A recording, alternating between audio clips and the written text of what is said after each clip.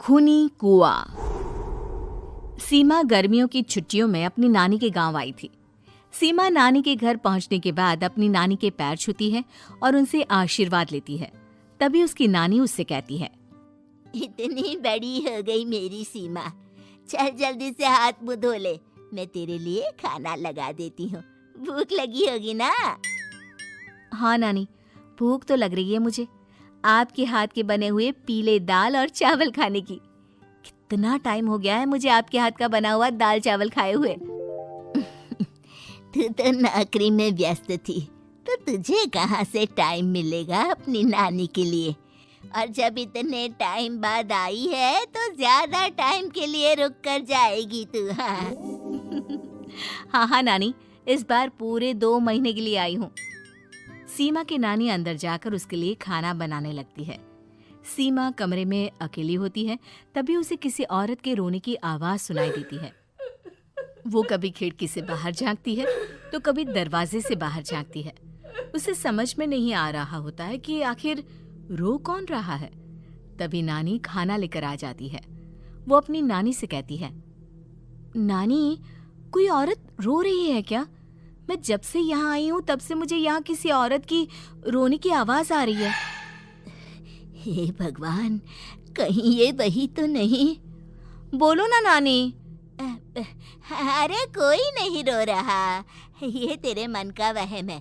और तू ना अब खाना खा ले, ज्यादा यहाँ वहाँ की बातों में ध्यान मत दिया कर। जल्दी से खाना खा और फिर मेरे साथ आ जा मेरे कमरे में, दोनों बैठकर खूब सारी बातें करेंगे। ऐसे ही अगले दिन सीमा अपनी नानी के साथ गांव के बाजार जा रही होती है। उसी रास्ते में फिर से किसी औरत के रोने की आवाज आती है। वो अपनी नानी से कहती है, अरे नानी, क्या सच में तुम्हें अभी भी किसी औरत की रोने की आवाज नहीं सुनाई दे रही? मुझे किसी औरत की बहुत बुरी तरीके से रोने और चीखने की आवाजें आ रही है। मैं बहुत परेशान हूँ नानी, आखिर ये कौन है? मुझे लगता है कि सीमा को शहर भेज देना चाहिए, यहाँ रहना उसके लिए ठीक नहीं। नानी बोलो ना, आप चुप क्यों हो जाती हो? सीमा, तू घर चल, मुझे तुझसे बहुत जरूरी बात करनी है। नानी सीमा को घर ले आती है और सीमा से कहती है, सीमा, कल सुबह तू शहर वापस चली जाएगी। अरे अचानक? आखिर क्या बात है नानी, आप मुझे ऐसे जाने को क्यों कह रही हो? मैं बस जो कह रही हूँ उस पर ध्यान दे। तू कल सुबह यहाँ से चली जाएगी, और ये बात मैं कोई मजाक में नहीं बोल रही। तू कल जाएगी तो मतलब जाएगी।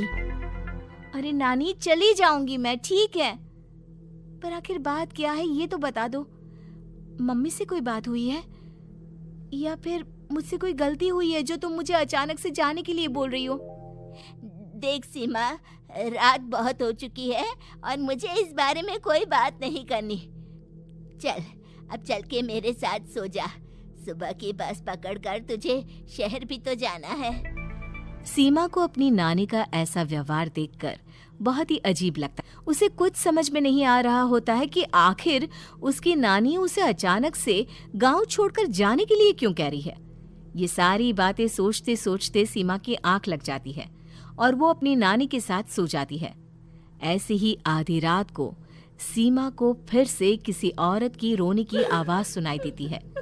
वो उस औरत की आवाज सुनकर बार बार करवटें बदल रही होती है और तभी उसे सपने में भी एक अजीब सी औरत की परछाई दिखाई देती है, जो इतना चीख चीख कर रो रही होती है कि सीमा डरकर उठ जाती है। वो पूरे